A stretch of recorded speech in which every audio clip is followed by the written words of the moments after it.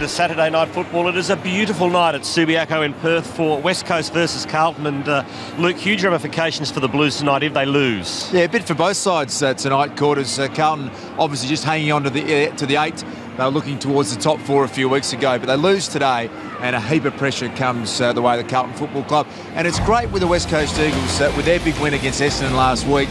All of a sudden, they want to get off the bottom of the ladder and not win the wooden spoon. There's their lineup. We know they're young and inexperienced, but LeCras has just created so much excitement over here in the West with one of the best individual games I've seen in the last 10 years. Yes, 12 goals, 2 last week. The big question, who's going to get the job on him tonight, first up? I reckon you'd go with Jamieson as your best out-and-out defender. Jordan Russell had the job last time they met, but I think Jamieson is a really good stopper and probably the matchup you'd think you'd start with. The Carlton side had, I reckon, some really good balance in their forward line early because they were getting consistent performances out of their small forwards. O'Halpin goes out, so now Henderson and Waite, I reckon, will probably end up starting forward. So they need a contest from those two guys and a bit of pressure. We're standing near the Carlton race, and you just get this feeling they know how big today's game is. Sure, Willie, I'm going for the Blues by a point. Blues by 10 for me. It'll be a close one, but so much on it for Carlton. I think they'll get home in a close game. Here's the opening bounce. So away we go. Nat Nui, great tap to start proceedings. Yep. So it's a free kick game to the West Coast Eagles anyway. Why would they play advantage given that they were streaming inside 50, so really penalised here. So Priddis was the first kick of the match. Goes out wide, and that's a lovely mark taken by Strike, who was pretty good last week. Strike goes long looking for Lynch. Couldn't take the mark. A little bit high court was Selwood. Umpire let it go. Judd had to get rid of it quickly. Now, nice piece of play here by Gibbs. Good link play. Goes to the wing. Betts used his body beautifully. Out-manoeuvred. His opponent, Shepherd, goes to half-forward. The chase is on now. Hearn will get there first. And a bit of respite here as Brown has the football. Works it out for Rosa, who's got Embley and Natanui to sort things out. And Selwood further up the wing if he wants to use him. Decides to go solo, Natanui. Get the crowd involved early. Not bad tactics. Embley to half forward. They're buzzing the Eagles. Lynch, bit of a trimmed down version these days. Kicks deep. LeCras! Oh, he almost could have been paid that. Bauer wouldn't be hurried. Got the handball out to Scotland. Ball buzzing around in the opening minute or two here at Subiaco. Walker. Just a couple of ordinary handballs. Murphy got shoved out of the action. Cleared the path for Strike. Now it's Selwood. Back to Strike. Embley. Bit of an aimless kick. Got a good indication there as Jordan Russell's taking the mark. Just how quick LeCras was off the mark. He started side by side, Russell, and got 5 metres on a 20-metre lead on him. Happy birthday, Lee. Heath Scotland turned 30 this week. Yes. A great career for Carlton after moving from Collingwood. And you see Henderson leading up on Subiaco. Carlton have lost 11 of their last 13 here. That's probably because they couldn't get the ball past centre half forward to Favola. They've started with Henderson, Waite and Hampson all across the half forward and full forward line. Carazzo has the football. Long kick, looking for Hampson. Couldn't quite take the mark. Selwood was front and centre. And a stoppage. I want to ask you then, Lordy, take us through playing forwards here at how you set up and what's important in terms of being able to get an avenue to goal. Ideally, I prefer 2 talls on the forward line, but at Subiaco you nearly need 3. 2 working across from 50 to 70 and then someone deep out of the goal square. Tearing kick was by Rosa. LeCras got an ordinary bounce. Follows up the work though. Somehow manages to find some space. Beautifully done by LeCras. Shows great turn of speed too as he goes into the pocket. Just overcooked the kick, but gee, it was nice play from Mark LeCras. And that would be the reason they've gone with Russell, just because they'd be concerned about Jamieson in terms up the ground, but I think inside 50 he's the best option. Turnover here, Strike. Kicks the goal.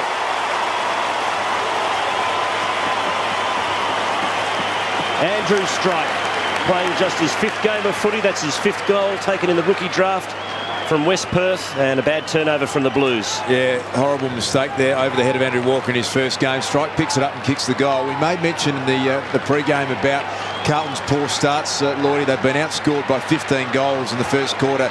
in the last 5 games. And at Subiaco, we've got a really big crowd in here tonight.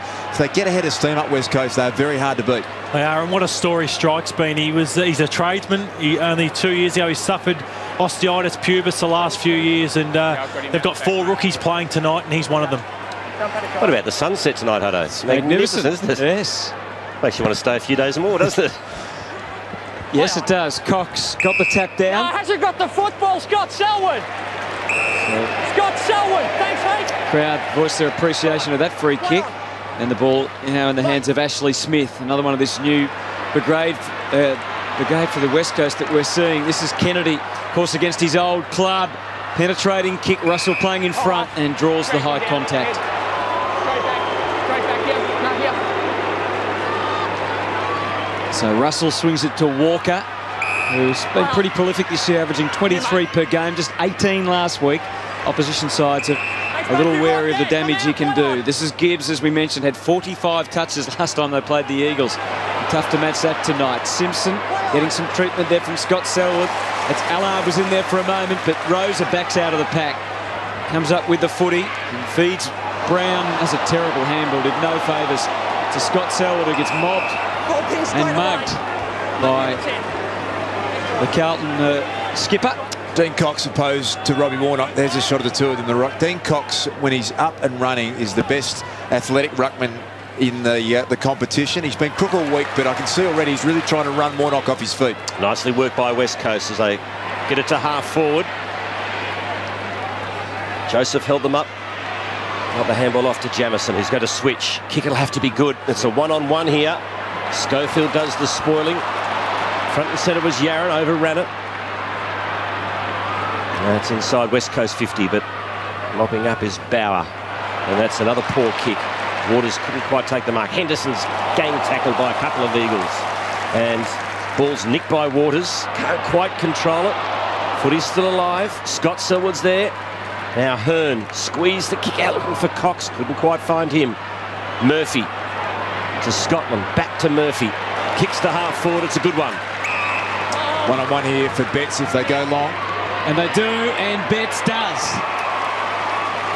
It's amazing watching this game. We were all there last night to see Hawthorn and St Kilda play, and the pressure around the ball, and you just saw it was so hard to break free, whereas tonight it's a real contrast because it's wide open spaces and open forward lines. And Eddie Betts, who's just run a little cold in the last couple of weeks, with just 1 goal in his last 2 matches. Now there's a whistle here.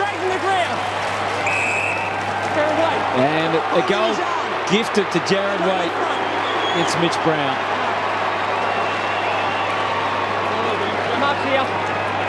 Arguing the point, Mitch Brown, but not going to succeed there. I think this is where Jared Waite should stay for Carlton. I know he can play other ends of the ground, keep him forward, get him some consistency. Scores level.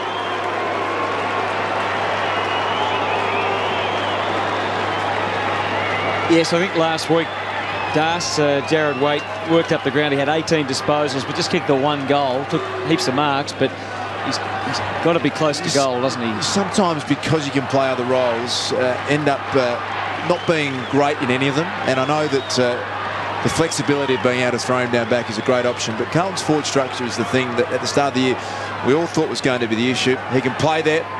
I would keep him up forward.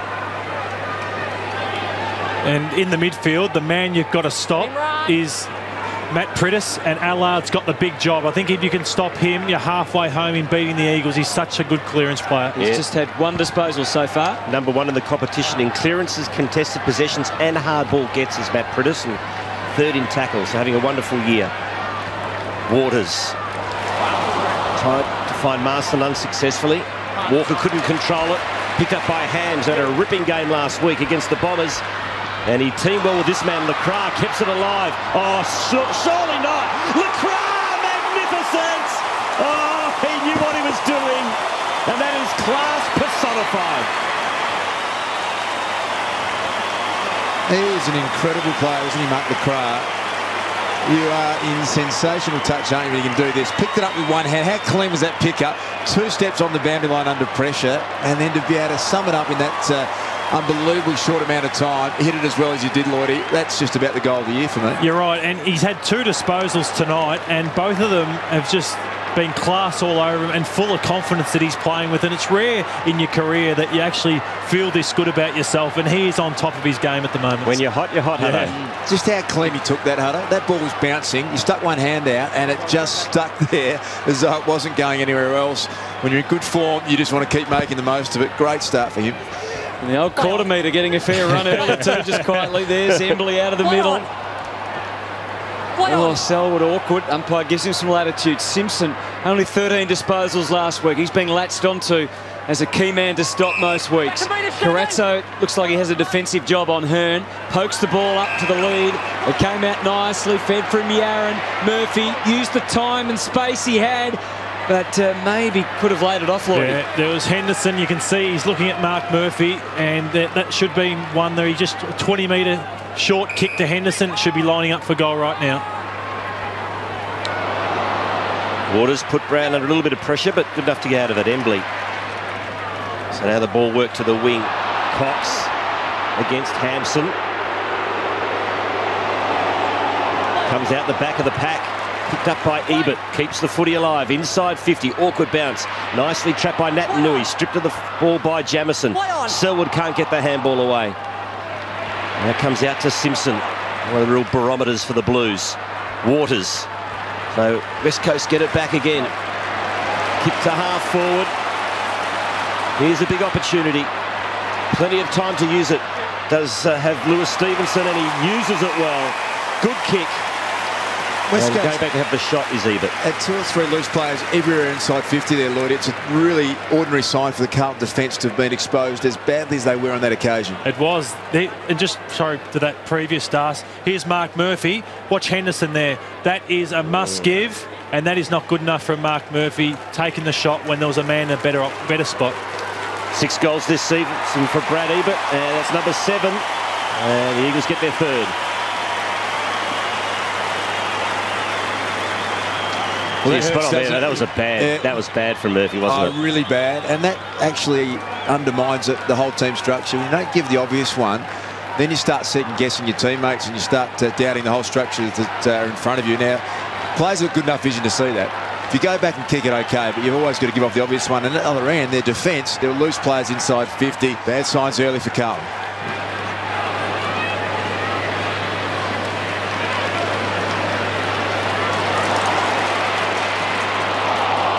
The Eagles head out of the centre. And they've got full of confidence.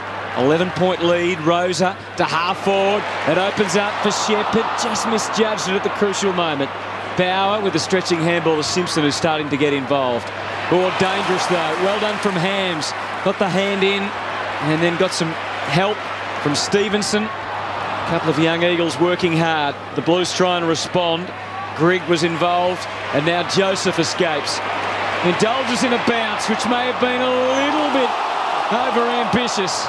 Again, given a bit of latitude by the umpire, but that latitude extends to Gibbs with a high contact. Again, the verdict not agreed with by the local crowd as Gibbs pokes it deep inside the 50. Betts hopelessly outsized there, and Hearn takes the mark, and the Eagles can switch and run. Rosa. He goes up the middle. Kick finds Marston. A bit of room to work with here. He goes out wide to the wing.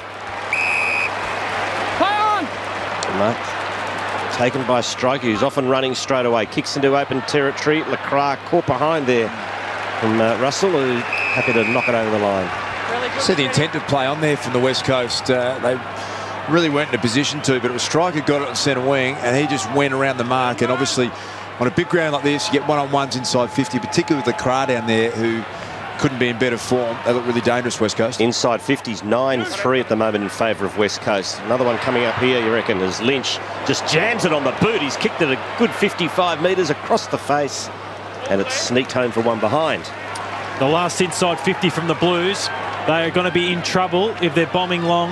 2-on-1 to the smallest man, Eddie Betts. That's where Henderson and Wade are so important tonight. Have to make a contest inside 50. It's been a critical issue for Carlton, hasn't it? Their inside 50s. They went from bombing one week. Last week they tried to go super short and hit targets. It's a big issue for them at the moment. Almost the mark to Lynch on the wing. Waters will never take a backward step. He'd had to take a sideward one there that sideways one to get through, but he couldn't, and the ball is over and out. The Eagles, the confidence and the initiative so far, Yeah, it's a really good point Lloydie just made there. Is that 2 weeks ago against the Bulldogs, they kicked it to Brian Lake and he marked everything. Last week they had more inside 50s than Sydney by 8, but again they had more opposition marks taken off their kicks than any other side, so they've got to get their delivery right inside 50, Carlton, but at the moment they're just not getting their hands on the footy. Selwood tries to sneak away from Gibbs after the crowd made sure the umpire was aware that they thought it was too high. Maston with the kick around the corner, trying to keep it in. LeCras, he's going again, knows no other way. This time can't conjure anything meaningful, and the ball is over and out. You're right, Das. Inside 50s, 10 to the West Coast Eagles, just 3 to the Blues, so dominating the midfield at the moment, the Eagles. Give that one to Natanui. Grigg was the quick kicker. And it's out of bounds.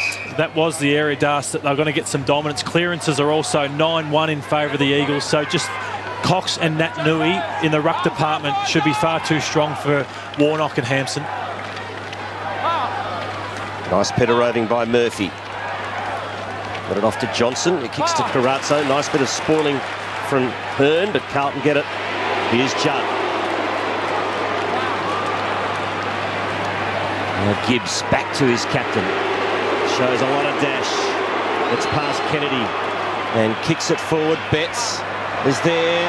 He's got it now. He'll have a shot for goal. Eddie Betts loves these but misses a goal he really should have nailed. And he knows it. It's a match-up early that looks as though one that Carlton can exploit. That is just so costly. The margin is 9. As Hearn brings it back into play, Ebert is often his target on the kick-ins, and that's about the area where they often hit Ebert. There's a lot of margin for error in the kick-in. Loops it up to the wing. Cox over the top of Warnock. There's Walker getting involved, Scotland. And Chris Johnson back in the side tonight. Not a great handball, really. Made Gibbs' job very awkward. Judd's reflexes were terrific to get it moving. Walker with a handball over the head. Carazzo, at least they kept it moving, bubbling away, the Blues. Ebert draws some high contact. Well done to Brad Ebert. Playing his 3rd season. Averaging 19 disposals and 4 tackles a game. Kick goes to half forward. Waite gets there first. We go back inboard. Just finds Gibbs. He'll switch now. Here's an opportunity for the Blues. Nice kick by Gibbs. And finding plenty of space here is Cade Simpson. Goes down the line to Betts. Falls to Shepherd. Had it pilfered by Betts. Here's an opportunity. Garlett runs to 30 and another bad miss. That's 3, not quite sodas, but 3 relatively easy goals the Blues should have nailed, but they move on to 1-5. We see LeCras down the other end, the confidence he has. This is a sign of a few guys who haven't been in great form, and Garlett's one of them, just panicked with that last shot on goal. Waters comes away, uses Rosa. Eagles to the wing and now to half forward. Kennedy presenting. Good contest there with Waite. So Waite playing on Kennedy at the moment. Yeah, they've got Hampson up forward. And also Henderson playing centre-half forward, Hampson deeper, and they've switched Waite back to centre-half back. Maybe some early concerns that they were going to leak too many goals. There's Allard continuing his job on Priddis. Only 2 disposals at the moment for Priddis. Ball taken by Yarran. Kicks to the 50. Schofield did well.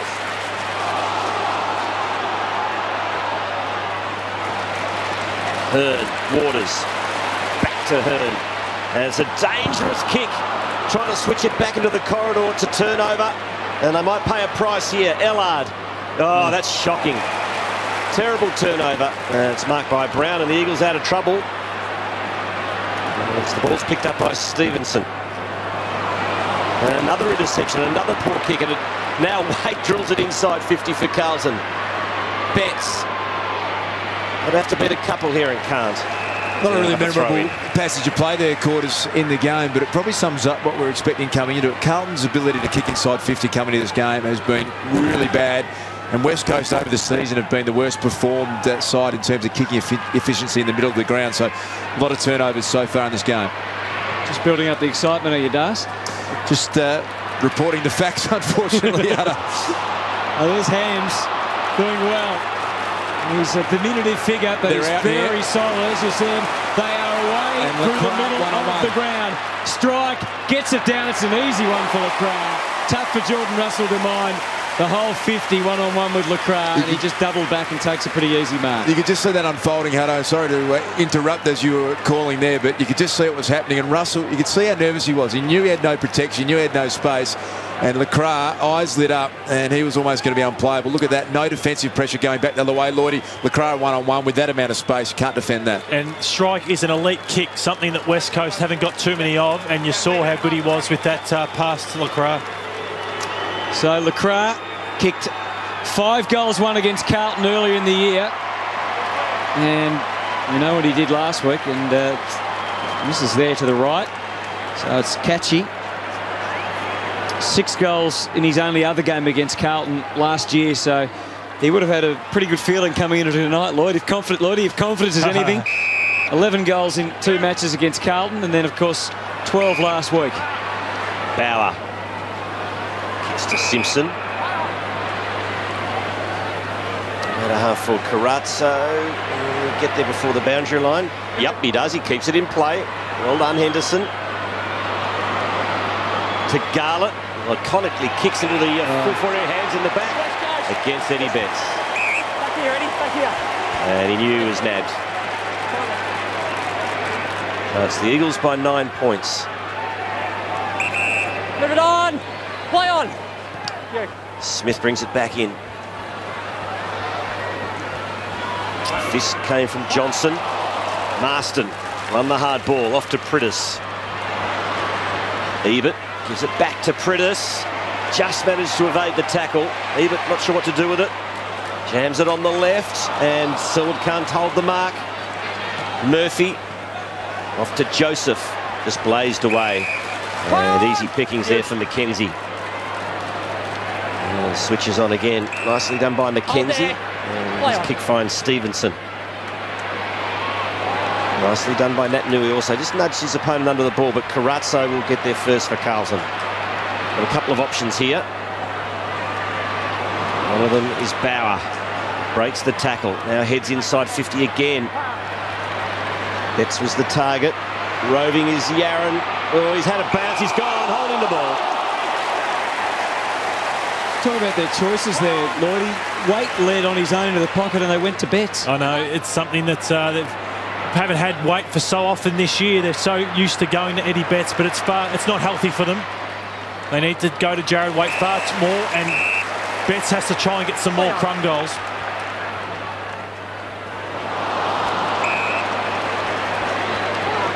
Mark taken by Walker. Carlton have had a lot of the play, boys, haven't they, in the last 5 or 6 minutes? Yeah, they have. There's space, and it's an opportunity to get yourself back into form because there's easy possession to be won out here on this big ground. Grigg to Armfield. He goes really wide looking for Betts. He uses pace here. Manages to get past Smith pretty easy. No, he doesn't. He runs him down at the death. Well done. Great stuff from young Ashley Smith. And the Eagles get the footy back to the wing. Kennedy was strong, and he's got a free kick for an arm chop. Good move from John Worsfold. They started Shepherd on Eddie Betts, got beaten in 2 one-on-ones, and I think they decided, look, that's not working, and Smith's gone on to him and been pretty good in the last 5 or 6 minutes. That was a great chase down. Grigg again starts things at half-back. Johnson into the middle. Fisted away by Schofield. Here's Naitanui. Got rid of the ball in the nick of time. Schofield waiting and lurking out wide. And Stevenson, he kicks to the 50. LeCras got rid of his opponent from a difficult angle. Pings at goal. 1 goal, 2 to Mark LeCras. Having an off night. Just again his body work though. It's just so exciting to watch him play. Look at this. How good a timing was that? Ball was within 5 metres, read the space, let the ball drop, and didn't miss by an enormous amount. We won't have to tell you when Judd's got the footy tonight.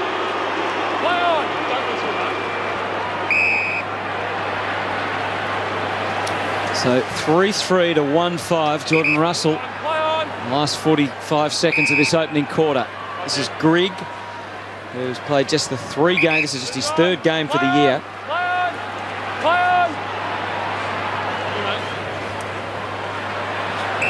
High kick out of defence. It's a bit of arm hanging on, Hold him by the arm. going on, and wait to take it. 20 seconds. Is there time for the Blues? There could be, because Simpson's got himself loose here. Maybe could have gone on his own. Instead uses Judd. Garlett with a one-on-one. Nice little nudge. Now that was all about the timing you were talking about at the other end. And the key to stopping Carlton is you've got to stop their uncontested football, and that whole build-up was they're allowed to play on. And Chris Judd, his last 10 minutes, he started the game slowly, but he's now up to 7 disposals, Judd. He's lifted Carlton in the last 10 minutes. 21 goals, 13 for the year for Jeff Garlett. Third at Carlton in terms of scoreboard impact. And you consider everything, and that's a very, very vital goal.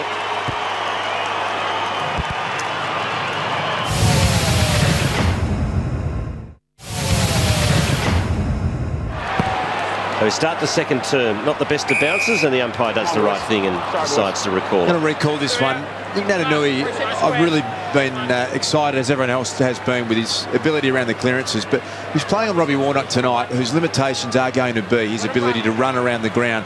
Love to see Naitanui set himself to try and kick 2 or 3 goals from the midfield on Warnock, push him forward, try and get Warnock playing as a defender.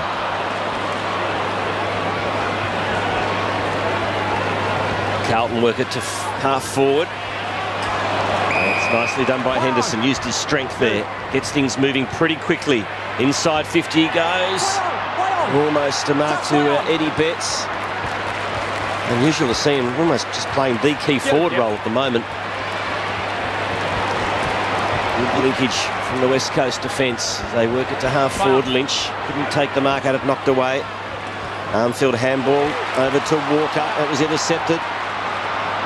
Selwood's there. There's the man Hams. Got it out to Ebert. Ebert, not the best of finishers, but this occasion he makes no mistake.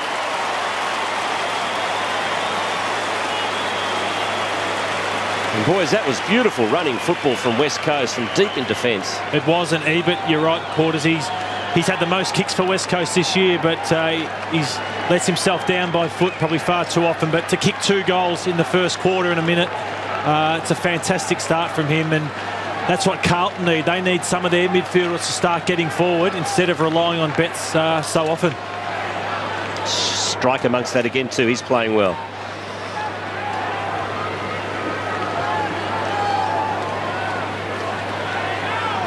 So margin back to 10 points. Good counter by the Eagles after Carlton got that late goal in the first quarter. Beautiful night at Subiaco. Play on. Warnock on the way down, but Naitanui, that follow-up work. Oh, there's Hams having a big influence. That is a massive hit. Armfield. It's in the head. He's got up well, which is a good effort, and he's been reported, I think. Right, put him in the head. It's high. Hey, Armfield. Ran past the footy. It's on the side of the neck. I reckon he got him in the shoulder. Yeah. It's on. Play on. See, it's one of the great features of the game. It's a shame it's being taken out of the game, isn't it? Play on. Simpson takes it away. Armfield leaving the ground. Oh, that's a good grab from Waite. Just held it long enough. Now, can the Blues respond? That's okay, he's right.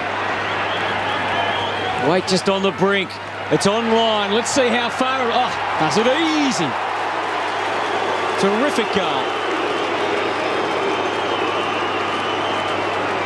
And Das, you made the point about Jared Waite. He must stay forward, and that's why I think he looks the most likely. Henderson's not a big goal kicker, so I think to support Betts, I think Waite has to stay forward. And just in light of the knock, you just think that he's got a crook shoulder there, so that may go in Hams' favour, because that's where maybe a lot of the contact happened.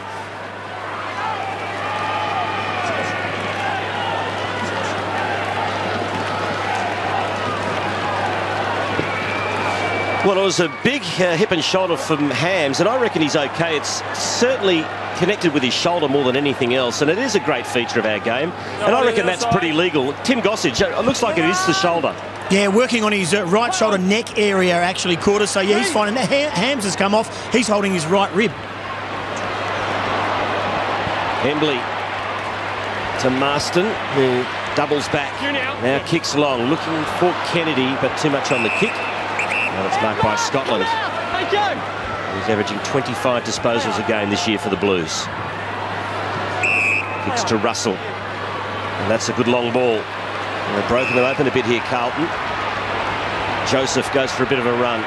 Has one bounce. Now kicks in the Betts direction. Shepherd did well to spoil, but Betts still ends up with a football. Improved the angle. Great smother on Carazzo. That was by young Shepherd. And now Marston's away. And the Eagles move it again up towards the wing. Embley was the target. Jamieson. For the moment, West Coast got more numbers there, but it ends up going out the Blues' way. Simpson into the middle to Allard, who's Priddis' opponent. As we mentioned, kept him relatively quiet in the first quarter. Just the 5 disposals. Another terrible mauling of the footy in the middle of the ground. Selwood's kick not much better. Russell, Johnson, the onus is on them. And LeCras was forever lurking. LeCras, the star!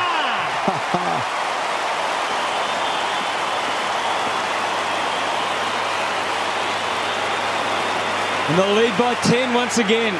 He's clearly the high point of the whole match, isn't he? About to say to Jordan Russell, it was a really good effort from Russell. Backed himself in initially. See the poor kick from Judd. I watched Judd in that passage of play, worked 150 metres. But Russell came out, tried to meet the footy, but he just wins one-on-ones, LeCras, every time he gets an opportunity to do so. 2 steps, finishes. He is a young star of the game, this man. Yeah, but I'll let you know, Smitty. LeCras is hot. We've spoken about him. He's a feature of the match tonight. But look at him. He's got nothing other than the goals on his mind at the moment. He is that hot that he wasn't looking. You know. Can see a bit of himself there, I think, can't he? Here's Gibbs. Kicks to half-forward for weight. Takes a strong mark in front of McKenzie. Goes to centre half-forward. Finds Grigg. Now Gibbs lost his footing at the crucial moment. Now mopping up his Priddis. Stevenson got the bad bounce, but laid a good tackle on weight. And the Eagles get it back. Now Hearn, right in the middle of Subiaco. Kicks to half-forward, marked by Embley. LeCras on again. LeCras is on, he kicks in his direction. Good stuff from Russell, got there and knocked it over the line. That'll allow us to go down to Tim Gossage. Yeah, Dennis Armfield running the boundary line and flexing that right shoulder. He's had a constant bit of treatment on it. I think he keeps trying to give the thumbs up. It's not 100%, but right enough to go back on. West Coast are doing exactly what you would want. Look at LeCras there on his own in the goal square. They're giving him the whole 50 and putting Russell right back on the full back line to a player that could not be in better form at the moment. LeCras kick a couple. I think if he keeps getting that amount of space, he'll have a night out again, Lordy. But would you say for Carlton that that's where they're behind the other clubs, in that they're not dropping a number in front? You wouldn't, St Kilda and Geelong wouldn't allow that amount of space. Spot on, and you can see again, even on this slow play, apart from the 3 numbers there, LeCras got the rest of the forward 50. And Cox could have got it into him straight away. Instead, goes via Lynch. He's still double. He's ducked out the back door. He's going to get another one here. LeCras, he's going to get 50. That'll make sure of it. He's going to kick his third. If you're going to give away 50, you might as well have cleaned him up. Yeah, there was a soft 50. You should have nailed him if he was going to do it. You're in a thuggish mood tonight, Corners. LeCras puts it through for his third.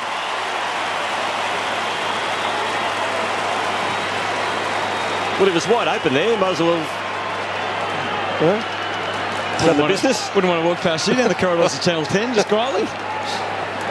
Oh, you know what I'm saying? If you're going to give away 50, Matthew. Yeah, as long as you don't get a week for it, that's the only thing. But you're right. It's there was an unnecessary 50 from Bauer. There was nothing in it. It was just silly. But too much space from the Carlton defence, midfield. They do not work back hard enough.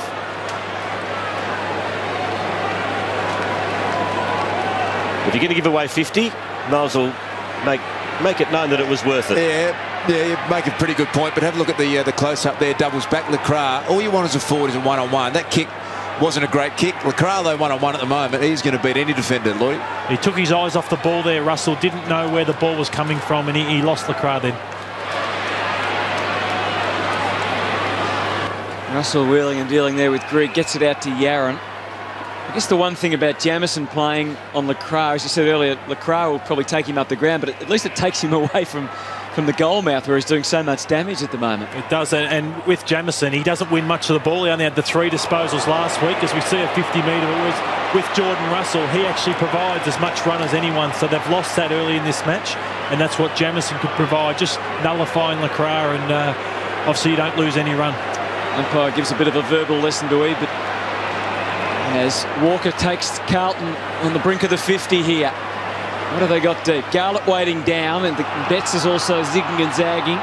The big tall man in the goal square is Hampson.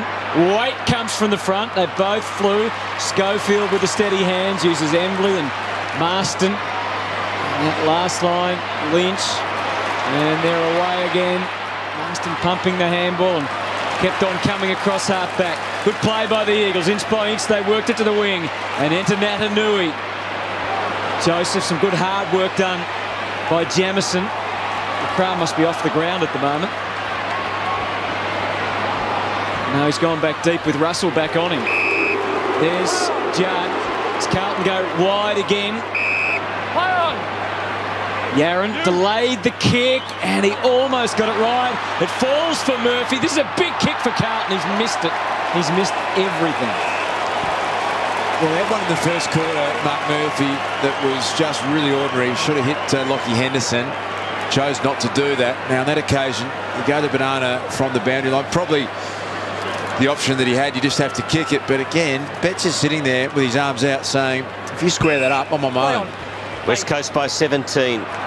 Taken by Waters. Great to see him back and firing for West Coast.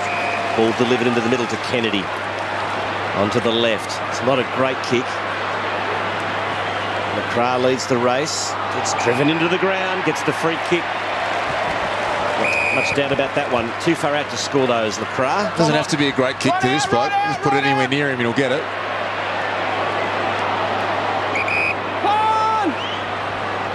LeCras kicks long. Nice roost to the goal square. Lynch in front. In fact, it was Cox. Has it knocked away. Soccer off the ground by Judd. Only as far as Waters from 45. Oh, that's clever. Plays on. Kicks it. Kennedy goal. Well worked, West Coast.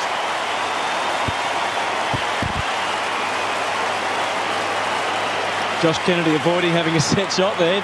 Felt he didn't need to, perhaps. It's a clever kick. He disguised the kick well, Waters, didn't he? And it was. And look at that compared to what we saw down the other end. That was just thinking team first, and that's the style of footy that they're playing at the moment. West Coast would have done so much for their confidence getting a win last week.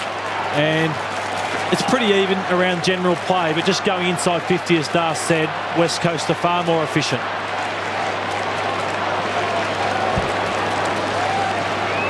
Josh Kennedy kicks the goal, and the crowd is nonplussed because they've got no scoreboard here at Subiaco Oval for the last 3 or 4 minutes, but an electronic fault, so I'm the most popular bloke in town. The big screen is working. Everyone's asking us the score, and Kennedy's kicked another one, so they've had a bit of trouble with both scoreboards here at Subi. Selwyn's being held by the arm. Selwyn free kick. Scott Selwyn. Oh, play on. So the Eagles continue to surge. Little give to E, but scoots away to half forward. Lynch got the hand in. The other arm was either chopped or in the back, actually, the umpire deemed it. They're struggling a bit. Hutto.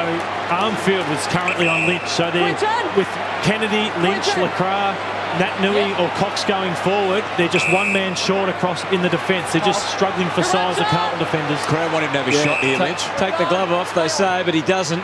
Just sets it up to fall forward. LeCras in front. He's ready. He probably could have just stayed down, and Judd gets held without it. The umpire didn't get a clear look at that, and the ball goes out of bounds.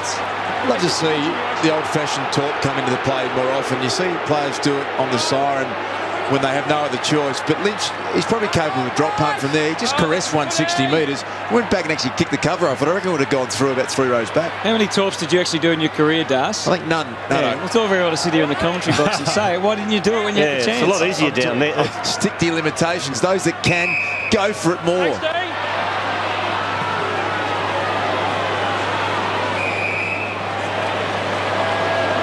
I'd throw Henderson back, even if to keep weight forward for all the game. Henderson would be the man I'd put back to centre half back if they need someone there.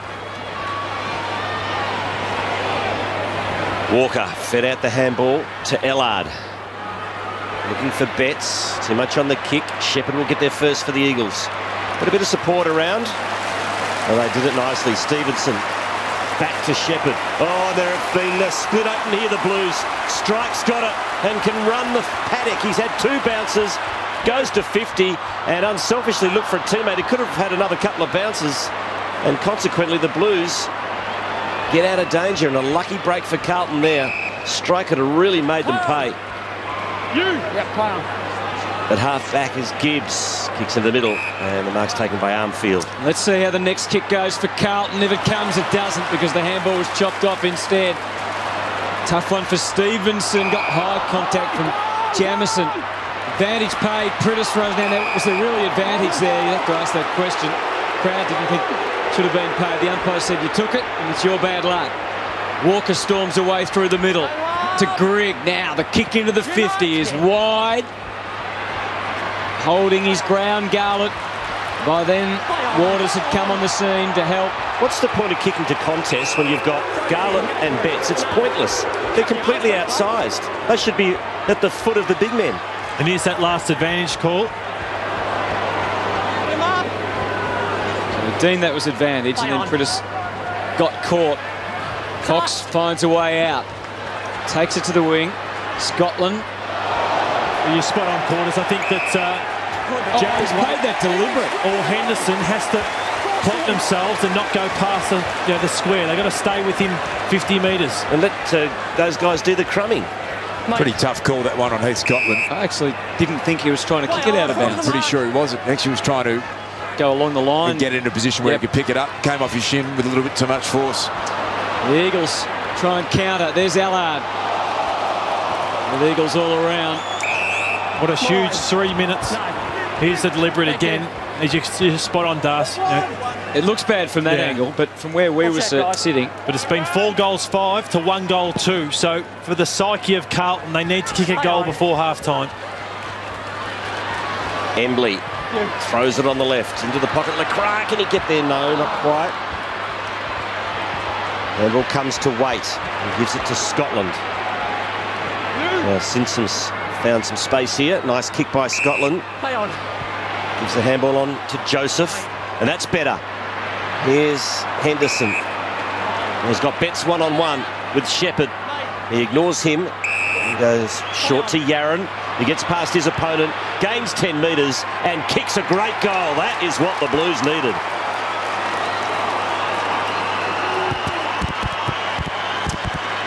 There, talk a brilliant individual effort to score a goal against the run of play. Chris Yaron, some superb skill here. Just sold it very nicely. Again, I thought the percentage option was Betts long for me. He had space, he had one-on-one. Henderson went short. Yaron outside 50. They're class players. Really need to get involved in the game more consistently, not just in flashes now. He needs to be able to stand up, deliver right across this game.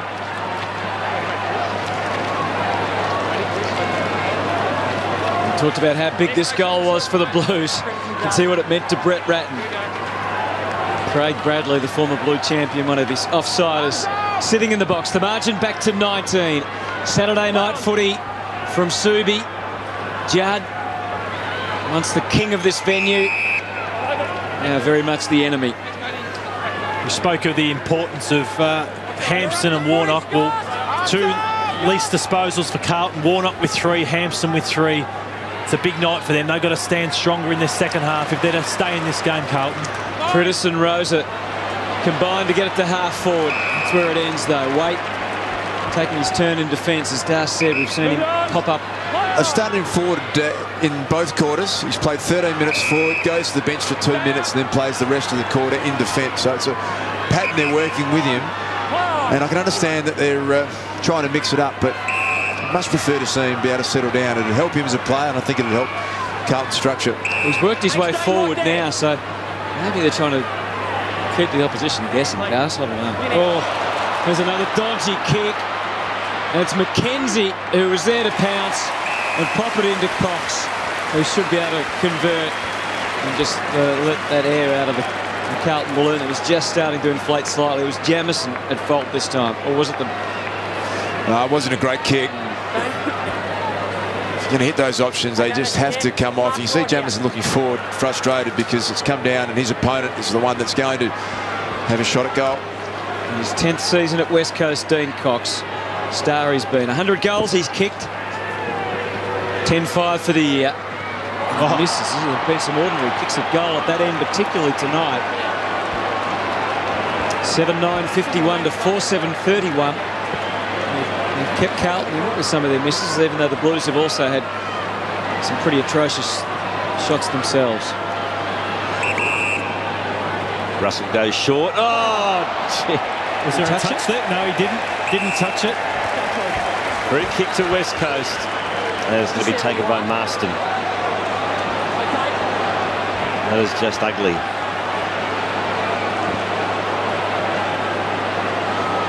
Right. He's have a shot. Chris Marston, 2 goals this season in his 9 matches. Across the face it goes. Ball still alive. Kennedy in the pocket.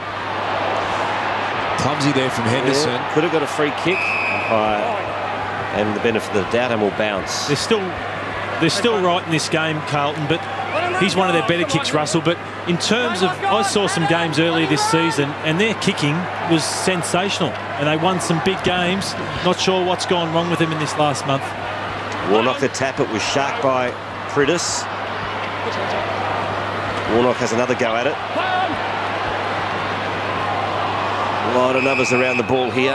What do you put it down to, Dash? You put it down to... Well, Cox is going on with Joseph here. It was a real reaction there from Cox. Joseph got under his guard, was going to give it to him. I think if I was a Carlton supporter watching this game tonight, Lordy, I'd be really, really disappointed in their first half. They've come to a game where their whole season's on the line for me. They're hanging on to a spot in the top 8. I haven't seen anyone really show enormous intensity or fight or spirit. The midfield have been involved in a shootout rather than a one-on-one. If you see Armfield go down, cop the bad knock on the shoulder. So I reckon Brett Rutten at half-time would be saying, hey, our season's on the line. Who has really come into this game with the heat and the energy that's required in a big game for a club that is, as we said, hanging on to a spot inside the top 8. Free kick going West Coast way. That'll give us time to go to Tim Gossage. Yeah, Dennis Armfield gone down the race. We just saw them with that right shoulder. He's had plenty of treatment on it. And also a bit of confusion down back. They wanted Jordan Russell on LeCras. Scotland was on him. There was a lot of arm waving going on. A little bit of confusion in the Blues camp the last couple of minutes as to who's on LeCras.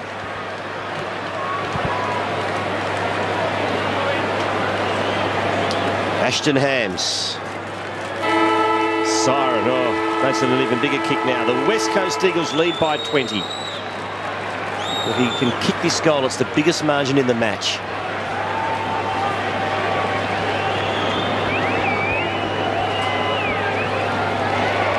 Looks good. All the momentum with West Coast at half-time. They lead by 26. And Carlton's season right now here at Subiaco is on the line, and Brett Ratten knows it.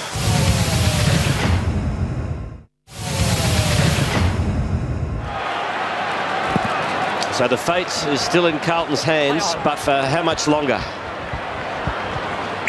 High, head was down. Hey, Scotland. Free kick going to Scotland to start the third quarter. Right there. Play on. To Simpson. This kick finds Henderson. He wheels around on the right, gets past Ebert and kicks into space and does it really nicely to Gibbs, who plays on. Don't know why. He was well within range, and that was it wasn't called touch, was it, boys? No, it wasn't. That was inexplicable. 8-9 plays 4-10. It's a lamentable scoreline for Carlton at the moment. Ebert again with the target from the kick in. Takes it wide. Kennedy clears the space. Made sure that Strike could come back.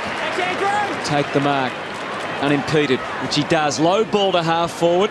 Maybe too low. Allard able to fend it off. He's done a good job. He's turned the ball over a few times, Allard, but if you were told you could keep Matty Priddis to 10 disposals at half-time, the Blues would have taken that, so he stuck to his task really well. And just one kick, too, from Priddis, so 1 kick and 9 handballs. Often a reflection of someone who's being held pretty tightly. Now Judd, can he break the shackles for his team? He gets it in deep. Who wants the footy? Bit of hesitation about Betts. He still might get the chance. Stays afloat, stays on his feet. And he shaped the ball unconvincingly. around the corner, and there was terrific desperation on the line for the Eagles by Brown. And in both passages of play, just first going for the ball and the kick from Betts, it just wasn't that confidence that we're so used to. When we're seeing Carlton get scoring opportunities, they have to manufacture really brilliant individual efforts. They're not getting simple goals because their structure isn't allowing it. Another chance here for the Blues. Simpson squares it up. This time it's a goal to Betts.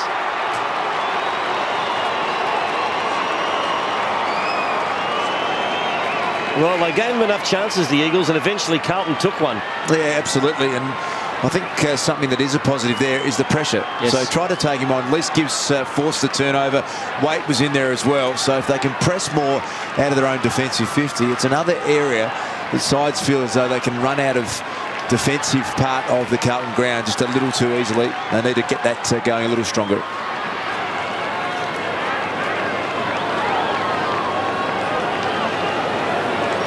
When they were up and running earlier in the year, the Carlton small forwards weren't only kicking goals, they were laying tackles, putting pressure, weren't they? They've been able to lock the ball in the forward 50 or 60 metre area at the start of this quarter. They have at the start of this quarter, but that was something that was getting away from them in the first half of the ground. West Coast were really running it out of half back. I'm sure the message has gone to Garlett and to Betts and to Yaron in particular to really lift their rating. Yeah, but just got clear, but his kick didn't. Scotland tries to step through. Garland had enough of the frustration, just punched it. They're keeping it moving at all costs. It's a different Carlton. Simpson surging the kick inside the 50. Met well, good presentation by Henderson. Now he, from a Carlton perspective, needs to just go back and kick the goal. You're spot on though, Hutto. They do look a different side, and we saw the disposal count. West Coast haven't been given an opportunity due to Carlton's pressure, their attack, their run, and better efficiency moving inside 50. And it's another huge kick because 5'11", it's putting the pressure on. They need to put some scoreboard pressure on West Coast. 14 goals, 5. His season has been good in terms of accuracy. Missed one earlier tonight. That'll do. It's a goal, a couple in a row to the Blues. They're starting to roll.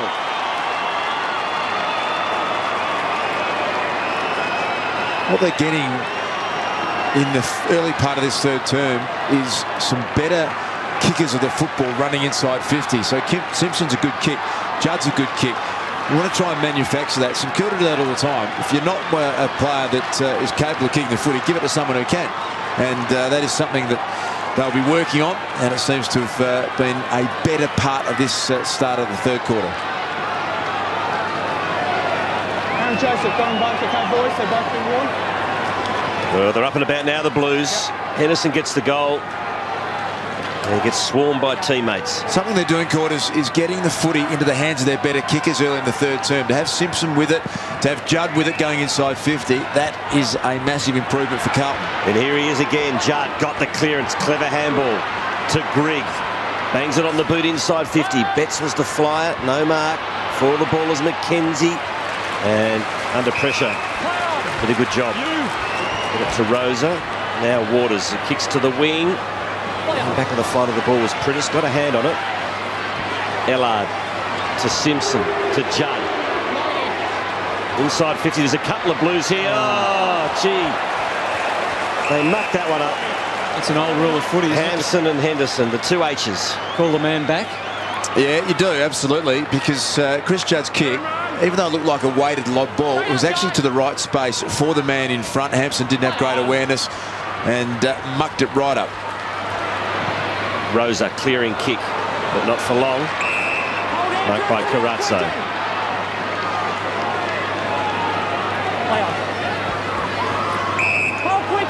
Kicks to Joseph. Every West Coast player backward of centre, so they're not giving Carlton a chance. Why it's been a slow movement forward. Goes long into the pocket. Rosa again. So throw in. And the 26-point half-time margin's been cut back to 10.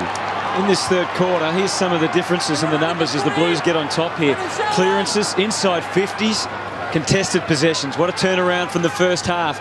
Carlton mean business. Eddie Betts just not quite with the kick again. Another score goes on the board though. It's been very heavy Carlton's favour early in this third term. The margin back inside 10 points. Now 9 the difference. And again, a wobbly kick out. Putting maximum pressure on Smith. And they come away. And Lynch worked hard for Rosa to give him an avenue out. Now looks further afield. Doesn't see a lot. Kennedy working up from centre half forward, but no one else through the middle to go to. Hence he chooses to go across using Embley initially, and now Waters. It's effective enough. He's got it to the outer side where Shepherd's able to creep up towards half forward. Really sets the task for LeCras. Russell worked the angles well, but he didn't finish the job. And LeCras, with that amazing goal sense, gets it deep, and Hams does the rest.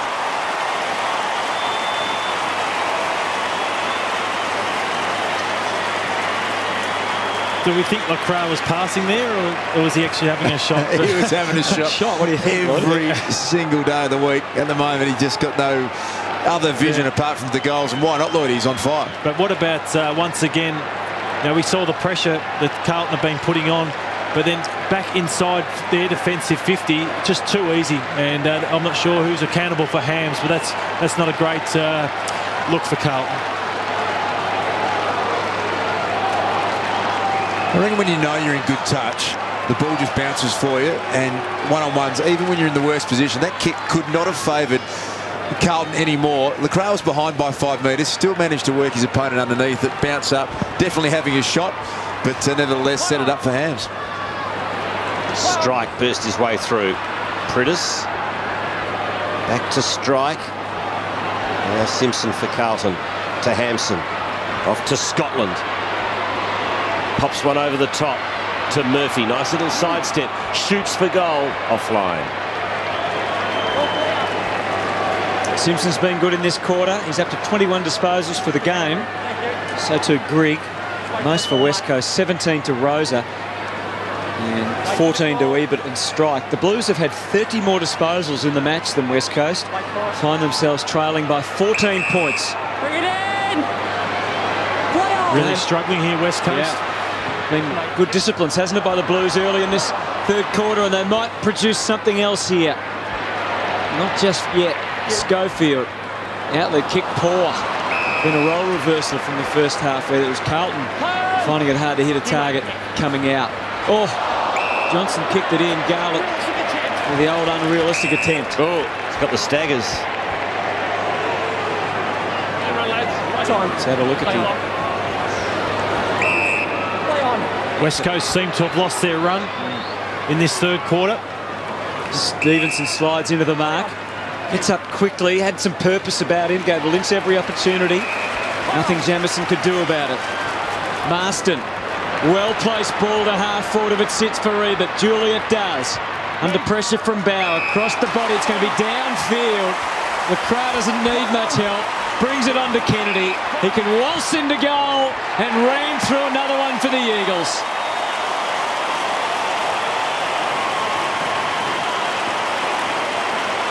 And for all Carlton's efforts, it has not amounted to too much so far. Yeah, it was just a really good ball that came to Lynch through the corridor, led up on Jamison. That broke open Carlton's ability to try and press forward. What they're doing, Carlton, is they're having moments in the game where they're playing the way that Brett Ratten wants them to, with forward pressure, with ball use and with effort. And then they have other moments where it's just non-existent, and that's why they are non-competitive at times. So Josh Kennedy kicks the goal. They're 21 points in front now. There is some concern with Dennis Armfield. This was the earlier knock. Ashton Hams is on report for that. It was the right shoulder that he got up flexing, Dennis Armfield. Now we're led to believe that it actually could be a neck injury, some sort of vertebrae injury, and an ambulance is going to the Carlton rooms, ambulance officers. So some concern for Dennis Armfield, who left the ground in the second quarter. Well, that is not good news. Murphy to half forward. As far as Smith, moves to Kennedy, off to Selwood. Selwood was looking for Strike. Well, that's a good effort in front by Johnson. Saved the day there for Carlton. Move it on. Play on. So Johnson at half back goes down the line. Hampson was the flyer. Still in play. Embley. Well-weighted handball to Brown. Here's Waters. Not sure what to do with it. Just holds onto it for a little bit, looks for Shepherd. It's intercepted by Betts. Now will he handball on? He does. Unselfish play by Eddie Betts. And finishing off just is Garlett.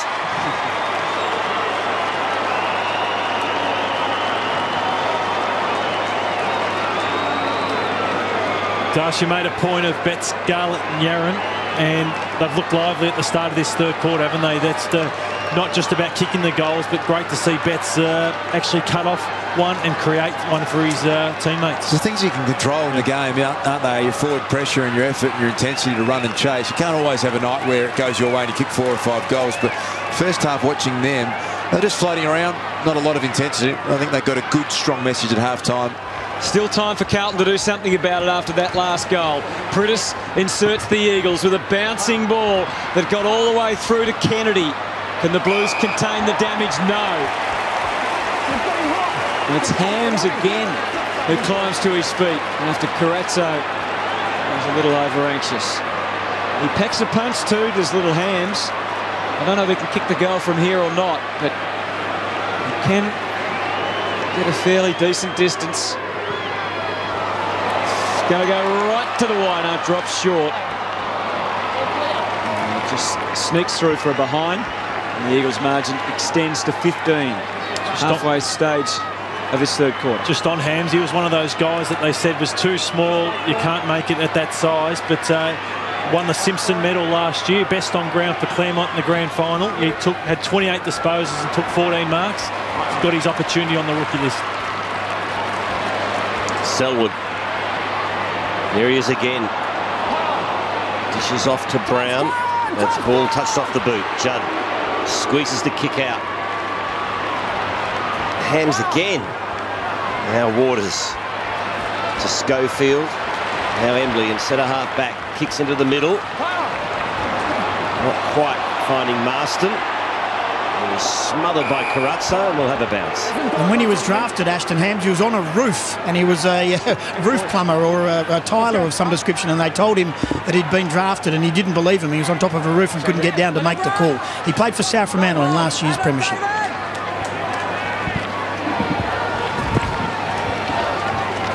Bounce, Cox the tap to Pritis. Now Murphy. Judd's on the attack here. He has a couple of bounces. The skipper loads up, and that is just a superb finish. Well done, Judd.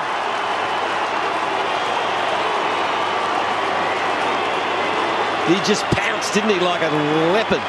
How many times have we seen him do that at Subiaco Oval? It's a great replay of it here. Bursts out of the contest. Selwood has had the tagging role on him all game, but he doesn't need a lot of space. Great to see him moving as freely as he is, and to be able to finish at pace. He's done that for the best part of a decade, Christo.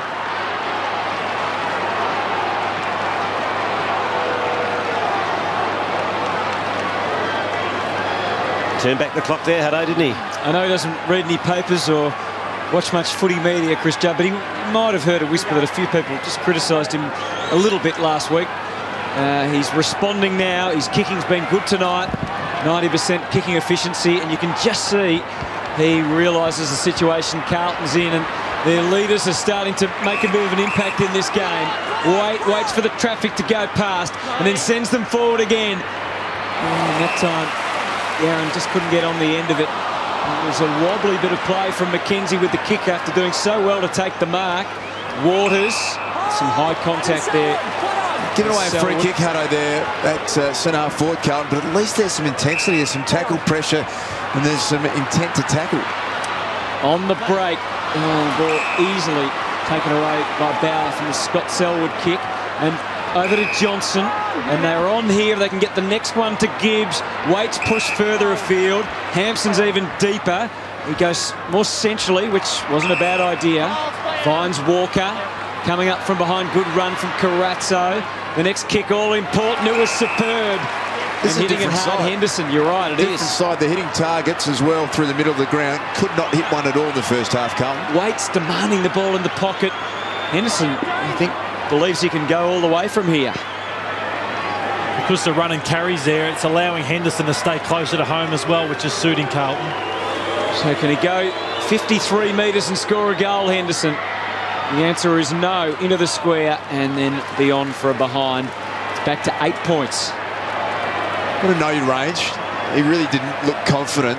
So if that's the case, then don't kick it to the easiest spot in the ground to fist it through. Then you've just got to set it up, play the percentages, kick it 20 metres out in front of goal rather than just a spot where you're never ever going to get a mark. And we see West Coast now huddling in the middle of the ground.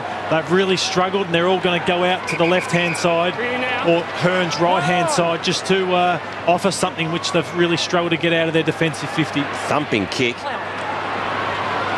Getting there first is Grigg. To Warnock, back to Grigg. Scrubs one inside 50. Hampson gets the handball off and it's another one. Another goal to Yarran this time.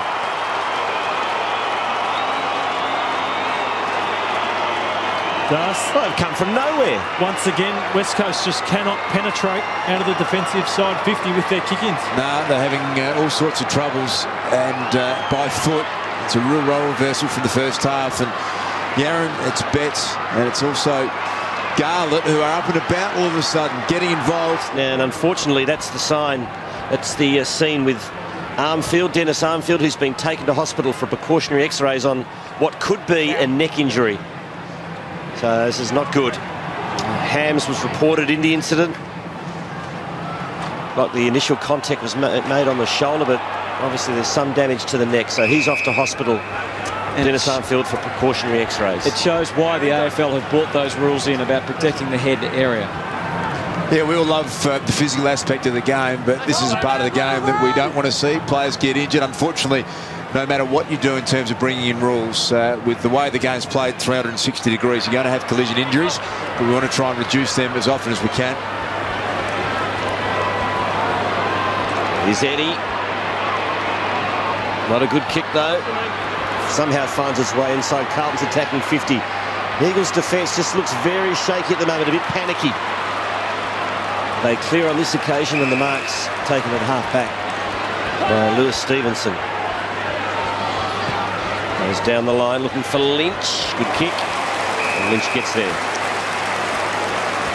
It's Stevenson inside. McCrae's been nullified largely in this quarter, and he got a free kick there for sure.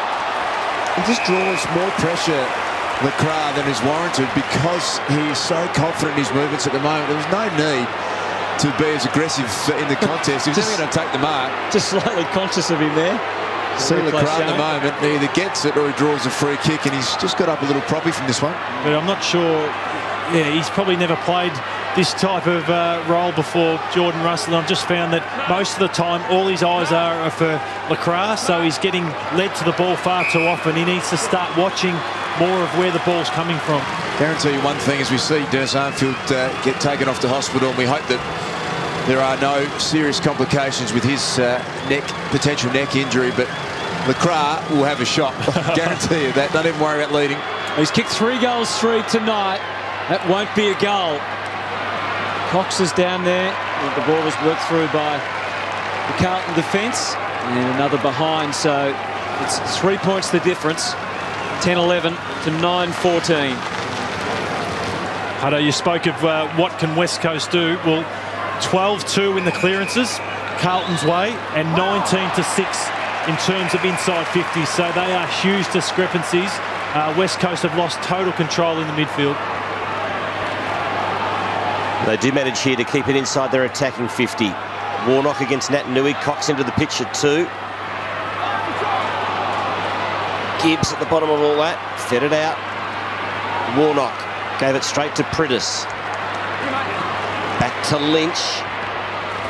And his kick finds Stevenson. Was he off? Not quite.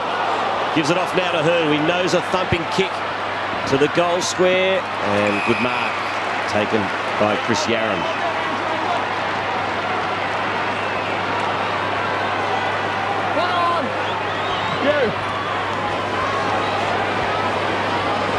Coming in from the side was Strike to take the mark. Going hard at it was Joseph. Good kick into space. Now Eddie Betts has got the legs here. Stevenson will have to be at his very best. Oh, they both lost their feet. And that's a good win for West Coast in the end. Well done by Stevenson just to hold things up 50 metres out from the Blues goal. The big names have been pretty good for Carlton in this quarter too, haven't they? The likes of Judd and Gibbs and Simpson. Yeah, Eddie Betts has stood up, and we've spoken a fair bit about the small forwards as well, who have really applied more pressure. So they've set the benchmark for what they can do, Carlton. Here's Betts again, buzzing around. Handball, quick release from Yaron. It's online. It doesn't quite get there. But boy, they are looking deadly at the moment.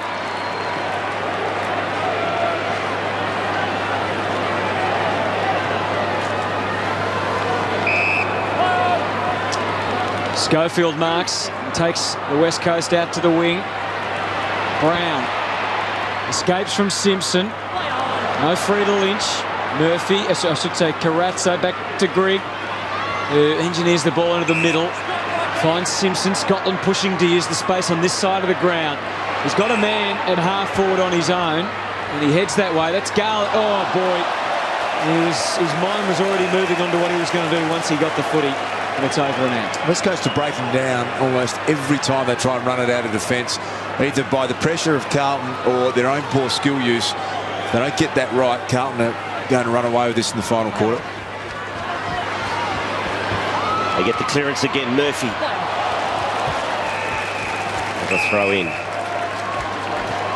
Sean Grigg, he's a guy that's only played 3 games for the year, but he's leading the disposals with 25. He's kicking at 83% efficiency.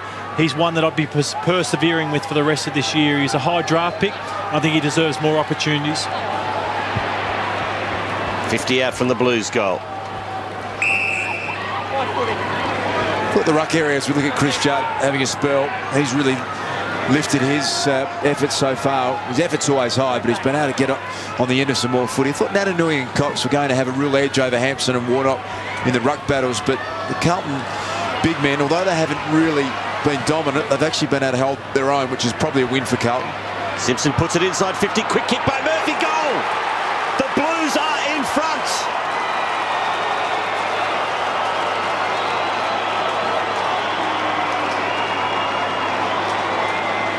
And that's what you want as a side, is some basic goals. That's a front and centre crumb. So Henderson's come up, not a classic long ball into a high marking forward, but at least Henderson was deep in some sort of structural effort. And then you've got a midfielder running front and centre.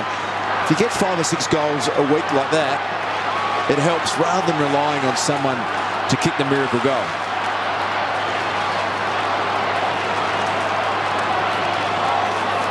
I think a huge positive for Carlton is that often they don't get midfield goals, and Judd and Murphy have really made a stand in this third quarter, not only winning plenty of a hard ball, contested ball, but hitting the scoreboard, which has been crucial to helping Betts. Hampson the tap. Pritis has not been able to move tonight. Allard has worn him very closely all night. Just 14 disposals for Matthew Pritis, probably the quietest night that I can remember him having for a couple of seasons. Hampson almost falling over there. Cox got the clearance, the all-important one for West Coast, who have ground to a halt in this quarter. It's been dominated by Carlton. Bauer marshalling the troops and getting the footy out to the wing. Johnson's left foot got hampered along the way. Waters just got it back. And Embley's handball wasn't that great either for Marston. He's quickly closed down by Bryce Gibbs, holding the footy. Last 2 minutes of this third quarter, which has been dominated by Carlton. And I think they're going to be happy with what they've done, judging by the fact that Gibbs just held the ball up there to signal to his teammates that we'll hang on to it for a minute. Back to the wing to Scotland. Thanks, Andrew. And they chance their arm and accelerate into attack, or just poke around in defence. Bit of poking going on at the moment. Hold Shannon. Carazzo from Bauer. Johnson's got himself free.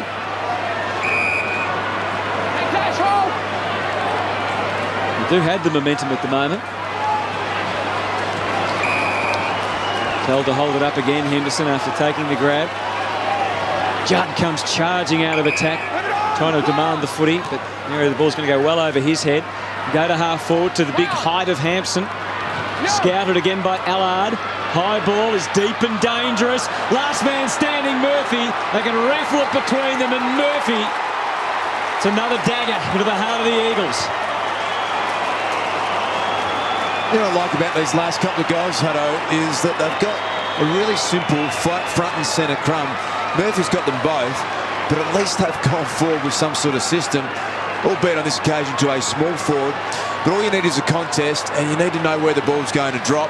Murphy has worked on hard, and as Lloydie pointed out before, the midfielders are the ones that have stepped up. Judd's got a goal, Murphy's got a couple of goals in this quarter, and they've really just split the midfield of West Coast apart. They can't go with them at the moment. And you don't have to be as precise as what Carlton have tried to be in the first half. They're trying to pinpoint passes. Exactly, yeah. Sometimes you just got to get it in there, put the defence under pressure. You got a young guy, Smith, in his first few games, standing out of the goal square. Put him under pressure, just get it in long. 6-goal turnaround in this third quarter. It's now Carlton by 10 points. They were down at one stage, well, at half-time, in fact, by 26. So what an amazing turnaround. They might be finished yet in this third term. Here's Judd. Centering kick. There's blues everywhere. Henderson pounces. Gets the handball off. Snapped by Scotland. All clear. Carlton by 11 points.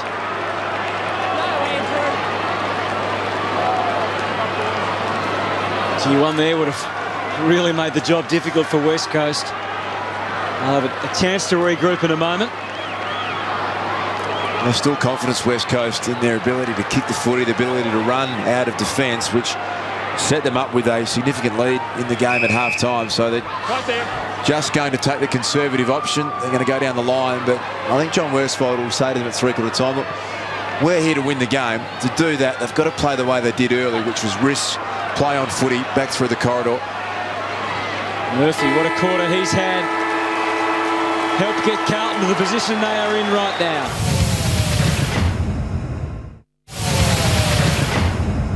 Saw 3 blokes just storming inside 50 for Carlton the last couple of minutes with no Eagles chasing them. Maybe Tim's right. Maybe the Eagles are out of legs. So we start the final term. It's Carlton by 11 points. Naitanui. Me! Can't quite get a forward 50 entry, and we'll have a throw in. One Carlton player who really needs to just find something is Matthew Priddis. He's been tagged out of the game by Allard. There it is. Only had 15 disposals, and so he desperately needs to impart himself on this contest.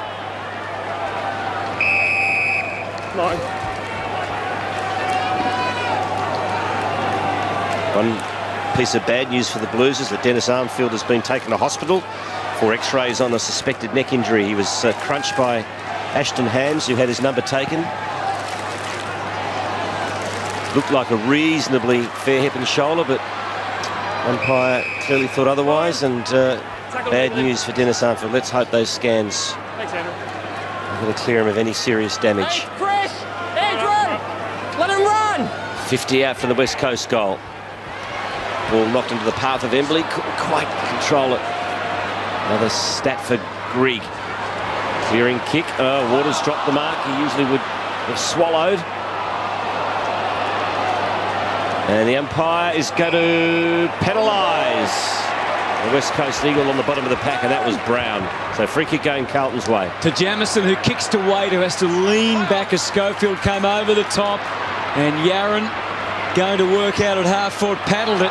Not sure if by intention. If it was excellent. But a throw. Darcy spoke of Matty Priddis needing to lift for the Eagles. Well, what about Dean Cox? 6 disposals tonight, so he's been non-existent in this match. I believe he's been ill all week, but even so, it's not what you expect from him, who had 4 years of probably the most consistent ruck work that anyone put together. 4-time All-Australian in a row, and his form has really just a shadow of what it once was. Nice little fingernail in the back there from Jamison, who took the mark. And then the kick goes to half forward. Warnock in front, Naitanui from behind. And it's over and out. Jordan Russell will be thankful of the midfield lift in the second half, because no longer is the ball coming free flowing through the midfield. It's now long high balls, and as a defender you're so grateful if your midfield can put on that pressure. The inside 50 count is now 46 to Carlton and 33 to the West Coast Eagles. Hurried kick away from Selwood to the wing. Probably snapped up by Lynch. Umpire disagrees.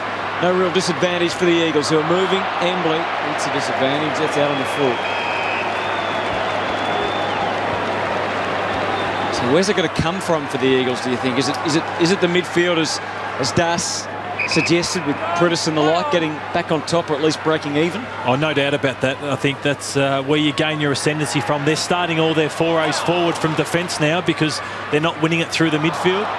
And Porter's made the point towards the end of the third quarter. There was no run whatsoever from West Coast, which is a sign of why they can't get it out of their defensive 50 through the kick-ins.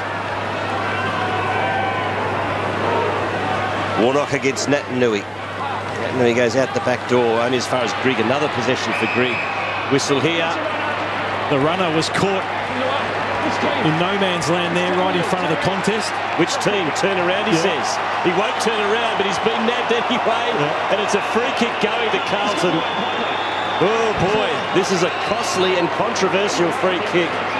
There's the runner in the way. That's a former Fremantle Dockers player, Anthony Jones, who's now in the phys ed department of the West Coast Eagles. Just put him in nicely there, Goss. Yeah, I'm sure he'd appreciate that. We all know what it looks like. So, big free kick to Carlton, and Eddie Betts makes no mistake.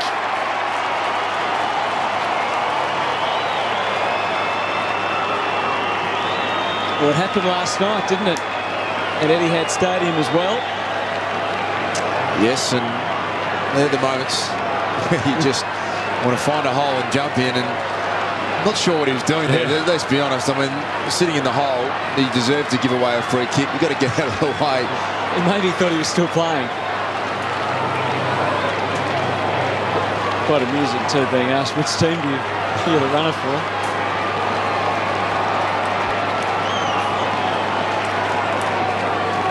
So. Oh no! Oh no! But which team are you the runner for? Oh, Carlton. Rarely the runner has to go to the phone to get a spray from the coach. So big free kick for Carlton, and they've converted, and they now lead by 17 points. The issue for West Coast now is that, look at their list of players. Who's the one player that would be able to provide something to get them back into the game? Carlton always had Judd ready to explode Murphy. They had Simpson, and they did that in the third quarter. Gibbs as well working around. Their only player is Lacroix. They need him in the goal square, but maybe just for a 4 or 5 minute period, get him up in the midfield, see if he can impact this contest. Judd again accelerates, kicks towards goal, misses. Maybe it's got to be Natanui or someone like that to do something, Das. Yeah, just 9 possessions, Natanui. We know that that's not something he's going to be capable of doing at the moment, a 25 possession game, but he, in bursts, can just explode. So I'd love to see him just take the game on and run forward. He's playing on Warnock. Get forward, try and kick a couple of goals. Waters scoots away, kicks to half forward. Gives them something at least. Strike into the 50 over Lacroix that time. He bounces back, he always does. He should have passed it that time. And the runner might come out. It's been, I don't know if it's just last week's game. I haven't watched West Coast enough live, but tonight he has had nothing but the goals on his mind. To the detriment, it's been to the detriment of West Coast. I think if you kick him, you get away with it. But there's been probably 3 he could have given off to players in better position. Well, he certainly could have given that one off. This is you saying that? No, you got to do it. Good evening to Scotty Lucas, who's watching back at home too. Carlton by 17 points. Chris Johnson with the football. Warnock works his way to the front. The big flies by Hampson. You think the message would have gone out to Lacroix then after that last one, Lloydie, for not laying off the pass? You've got to do the team thing, Hutto. Yeah. I mean, we muck around and it's fair. Everyone loves kicking a goal, but you've got to put the team first. And as Lloydie said, if you kick him, you can't ask the question because that's fine. But he, at the moment, isn't really taking the correct option, Lacroix. Oh, great smother. Great smother there from Garlett. It hurt, but it was a very important one as Hearn was about to pump it forward. So a throw in on centre wing. Lacroix has pushed himself up into the midfield here. Around this contest, he's playing on Mark Murphy. Cox nicely to Priddis. To Stevenson, back to Priddis. That's a dodgy old kick. It'll come off only just. Oh, Waters slipped at the crucial moment. Held up by Waite. But the Eagles clear. McKenzie off to Smith. Kennedy's got a better couple. did a pretty reasonable job. But eventually Bauer comes away with the football. He goes for a trot. Signals the troops. Now he's running into trouble, so he'll have to double back. But he's got plenty of support here. Carazzo is one of them. And he'll go long and wide to half back. And the mark's taken by Johnson. Kicks to half forward in weight. The Blues seem to have the answers at the moment. They're controlling the passage of the footy. They lead by 17. Eddie Betts just sneaks on the ground. He'll have no one on him. Wait waits, which he did enough by using Simpson. Betts is now free. He'll come into your screen in a moment as the ball goes deep. There he is. Betts gets to the base of the contest. It's not needed because Sean Hampson was able to take the mark. And he's just probably once again been able to do that. And he's done it a couple of times tonight. Last time he missed the shot at goal. Let's see how he goes this time. It's good he's adding this dimension to his game. He's not a natural player. He's still developing in terms of around the ground. What he has got is a huge work rate, Hampson. And this is huge reward. Dar spoke of Nat Nui being able to push forward and take grabs, adding that side to his game. And Hampson's starting to do that. So Sean Hampson kicked it behind earlier. This from virtually point-blank range to take it out to 23 points. And almost beyond the Eagles. It's through for a goal. What a turnaround in this match.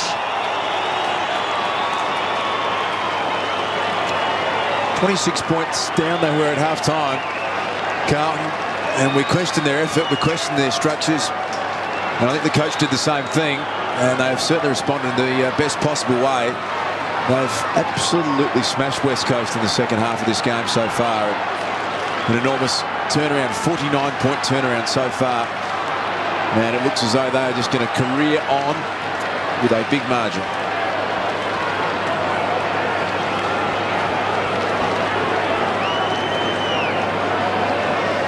All the problems with West Coast Eagles coach John Worsfold. Carlton now lead by 23 points.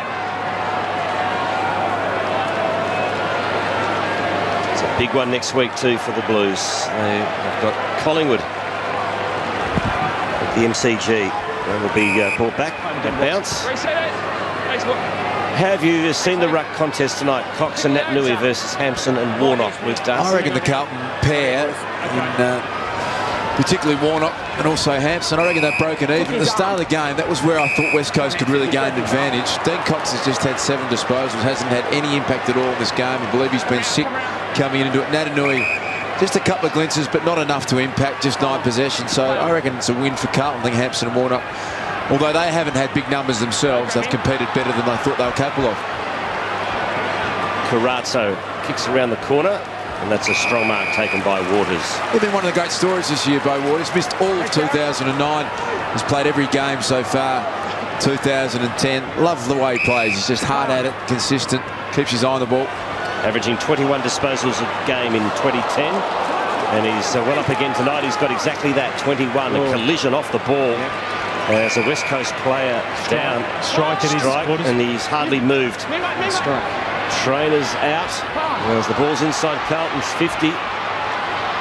Brown under pressure. Good kick out of the pack was by Smith. And over the line it goes. So the 4 or 5 trainers all around strike. Quarters, they'll lose this game, but he knew this was coming. You saw that look he took there.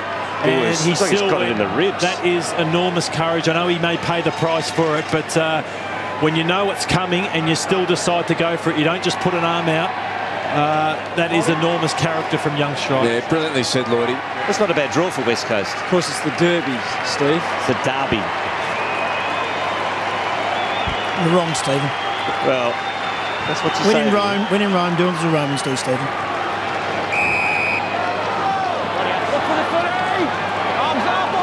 All right. We'll just suspend him for a minute as play resumes. Hampson knocks it, in fact, Warnock knocks it straight back over the boundary line. Been keeping a close eye on Robbie Warnock tonight. Played the first 5 games, missed the next 11. He's a massive man, huge frame, isn't he? Got some athletic qualities. If he's going to be a really good player, that's just part of the game where he really needs to dominate. He needs to be so effective in the hit-outs because I'm not sure he's ever going to be a really dominant player around the ground. Murphy to Judd. Betts stayed down that time. and Waters can carry it away for the Eagles. Bombs hoping for Ebert, and good ground level support. Hams to half forward. Have to wait a long time for it to sit. Rosa tumbles with it. Fights on. Dogged stuff from Rosa. Kept it moving. Ebert looped it over the top. Kennedy just lost a handle on at the crucial stage. Still space for Embley to work in. And he does remarkably well. Lynch, nice little manoeuvre to get to the front. But Jordan Russell goes back with the flight and takes a very timely mark for Carlton. Keeps the Wolves at bay and uses Scotland and now Bauer.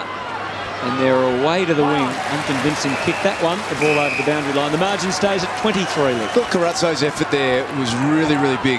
West Coast was streaming through half forward. He fought, he scrapped, and he slowed the play down, which we didn't see enough of at the start of this game for Carlton. But it's been that core group of midfielders for them who have really just said, you know what, season-defining stuff here, and they really have delivered for Carlton in the second half. Handball comes out to Priddis.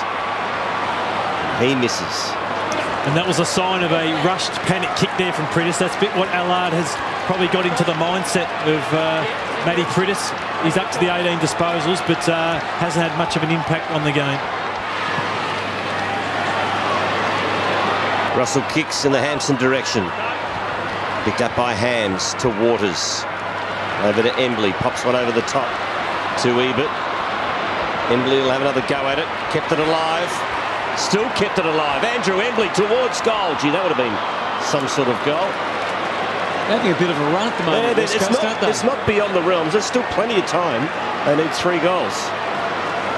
Margin 19. So as you see, they could kick 3 goals 1 or 3 goals 2. They could still snatch this. Unlikely, but time is on their side. Even though we're at the 21-minute mark, we had the delay with the injury to Strike. So as you can see, there's still 8.5 minutes remaining. The Blues will have to be aware of that. At the moment, they're hemmed in defence. Just testing out their kicking skills. Carazzo. No short options.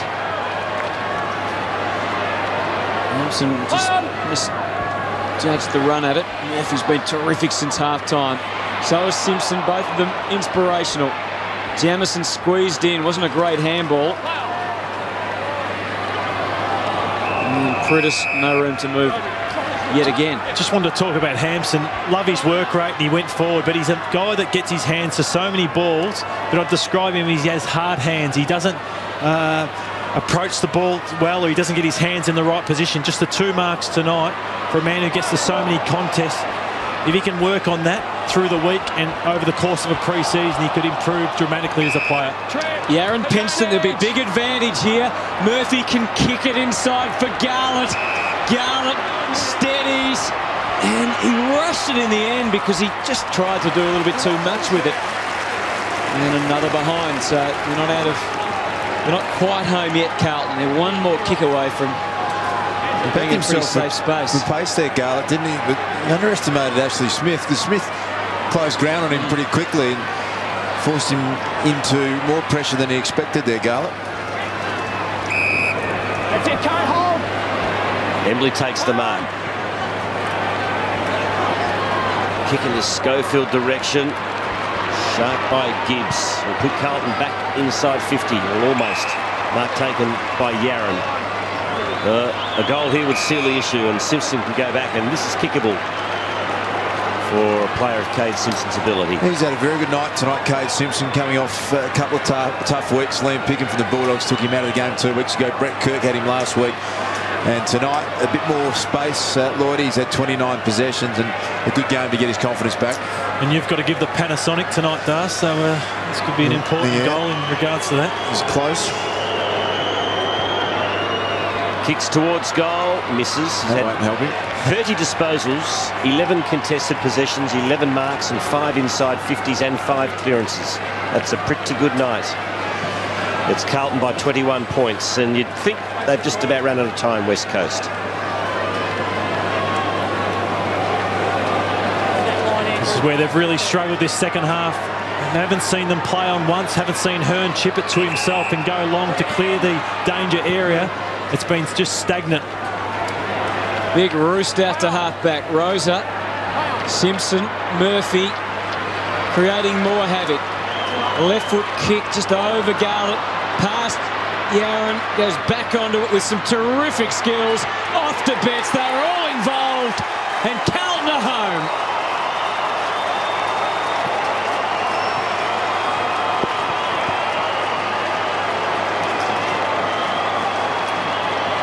Amigos was the sign down there behind the goals. I'm assuming that's Betts, Yaron and Garlett. There's Yaron involved, put his body on the line. There's his little mate Betts and also Jeffrey Garlett. So the three of them in sync there. And when they are in sync, Carlton's forward line looks so much more potent.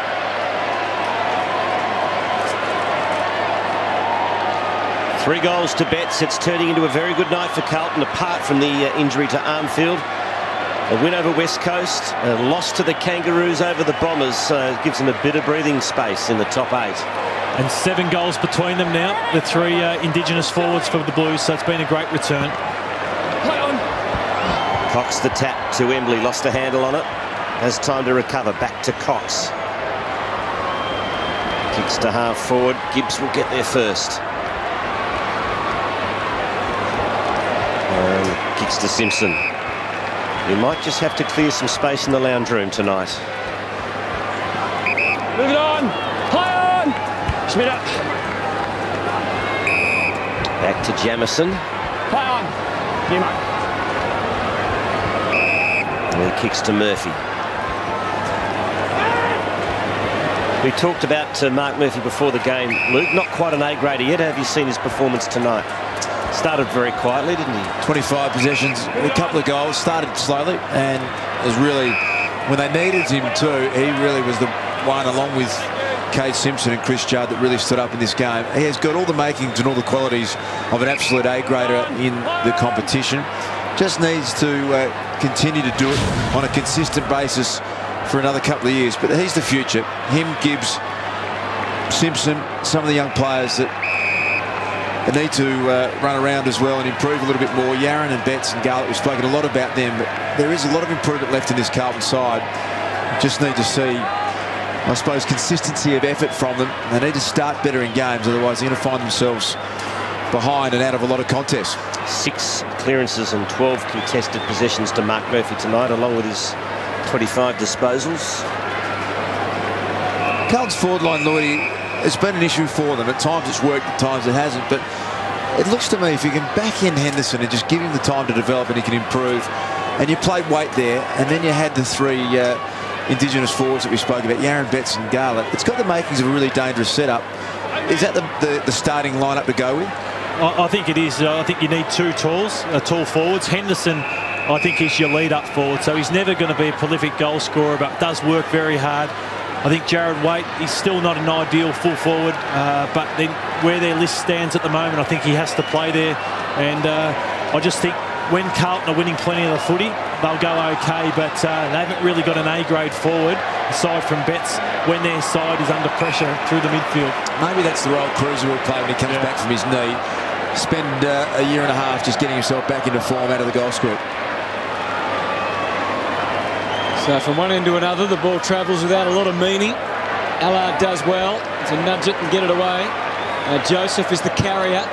Murphy finds himself in a lot of space, and he used it pretty well to hit up Garlett, who's maybe on the edge here of being able to score. He thought about giving it to Gibbs. Umpire actually said play and not quite on, and decided to change the mind. So Garlett, still just 20 years of age. Big kick, it's a fair roost, and they'll see it through. Carlton by 33.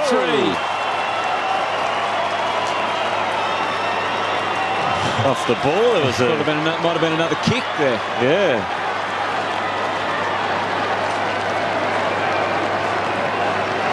It's good to see a player go back, take the responsibility on, and just drill it. And something I've been critical of the Carlton forwards a bit at times. Jeffrey Garlett has been one of those ones that, hang on, your role is to kick goals. Why are you always darting and looking for someone else? Just go back and take it on.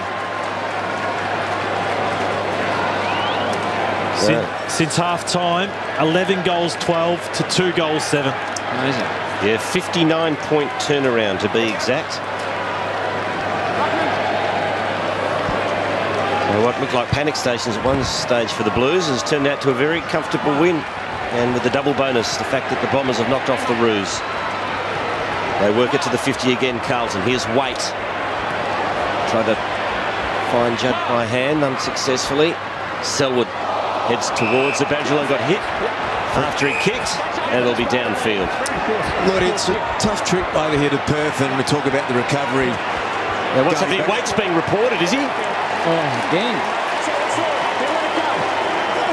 Oh, Waite again has had his number taken. Third time this year, quarters. In jump time, so that is a huge situation for Carlton. Let's have a look at it. So Selwood got rid of the ball, and well, it was a hip and shoulder, and more looks like Selwood's been affected, not on the head, but the shoulder and the chest region. But yeah, that's what I thought early with Armfield too. Yeah, it's all it'll come down to. If it's only just the knock to the shoulder where he's struggling, and it wasn't any contact to the head, he should be fine. But nevertheless, that's just what Carlton didn't need. Waite already been in trouble a number of times this year. He's missed 7 games this year. 7 matches, yeah. The thing he might have going for him as well is that it was right in play. There wasn't any delay between attempting to go to spoil and the contact that was made. So yeah, it was definitely downfield. Yeah. Adam Selwood got a mixer from Corey Enright earlier in the year and also suffered a shoulder injury. He missed a couple of weeks. Scotland takes it from the wing and goes looking for Waite. We'll get a hoot or two. Question I was going to ask you, have a look at this report one more time. Not what Carlton need here with very few minutes remaining in this game. So absolute split second trying to make contact. I reckon he's safe there. I reckon he's safe there. It was very, it looks later, I guess, on the slow-mo. Well, it's just not worth the gamble at this stage of the game, is it?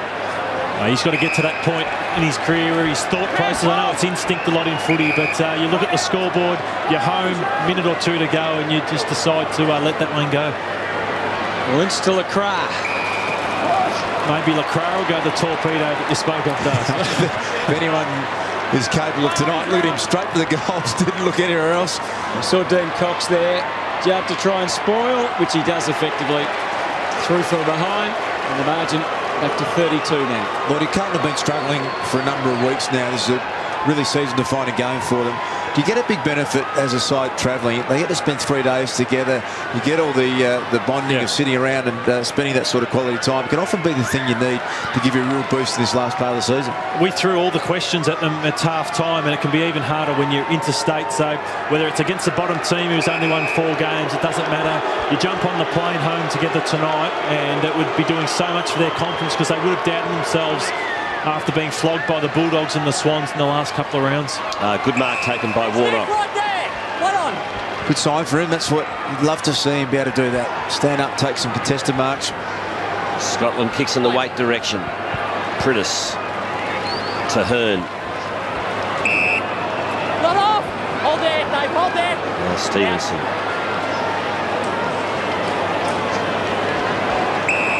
His kick finds Eric McKenzie. And that's a pretty ordinary effort from Eric McKenzie. And a throw in. Kicking efficiency tonight for West Coast Eagles is 59% compared to Carlton's 71. Yeah, aside from the reprieve last week where they improved it a little bit, there's no doubt they turn it over more than any other side in the competition. Andrew Embley has a ping at the goals, and he has put it through.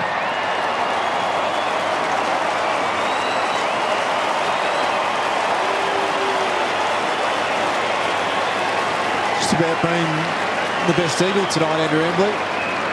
But he's tried really hard all night, one of their most experienced players. And He's averaged 23 touches a game this year. Luke's 27 tonight. And that was their first goal for 56 minutes.